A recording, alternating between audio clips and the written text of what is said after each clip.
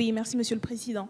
Donc c'est effectivement un amendement de repli et nous ne pensons pas que nous pouvons améliorer ce texte qui part de toute façon sur de très mauvaises bases, mais au moins atteigner les effets les plus problématiques. Donc c'est un amendement où nous proposons, comme le précédent, que ce ne soit pas un juge seul qui statue, mais que ce soit une formation collégiale de 3 membres, ce qui permettra de garantir la pluralité des vues et un débat pour aboutir à une solution qu'il est de fait impossible pour un juge d'assumer seul.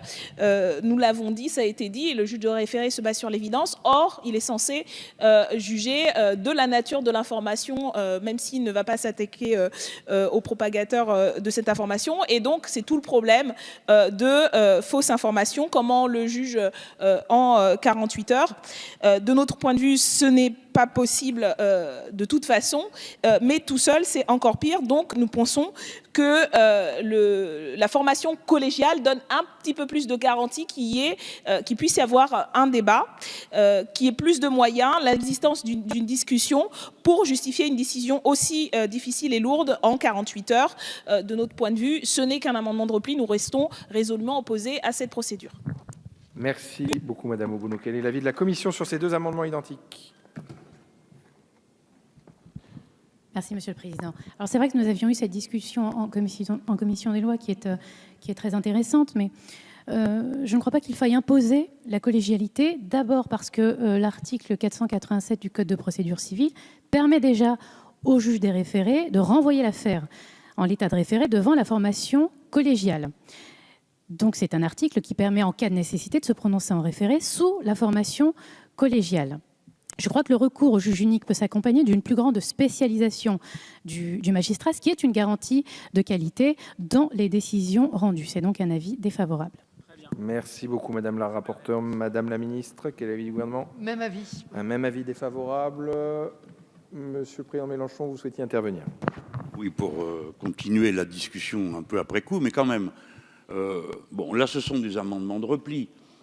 C'est normal, c'est la vie parlementaire veut ça. Mais pour autant, ça ne change pas le fond. Et je crains que M. Dupont-Aignan ait raison sur au moins un point. Non, mais je passe le côté où il vous met en cause, parce que moi, je pourrais le faire aussi, ce n'est pas le sujet. On essaye de voir sur le fond. Il n'y a aucun pays où on fait des choses pareilles. Je vous dis depuis le début, c'est une trouvaille du président qui pensait faire plaisir à M. Trump, parce que partout, l'administration américaine a voulu que l'on prenne des mesures contre les Russes et les organes de soft power, comme on dit pour parler anglais, qu'ils ont mis en place, que sont un certain nombre de chaînes, comme nous-mêmes, nous le faisons. Nous avons, nous aussi, une chaîne d'État qui diffuse dans le monde, les Saoudis en ont aussi, les Américains en ont aussi, et les Russes en ont, dans toutes les langues.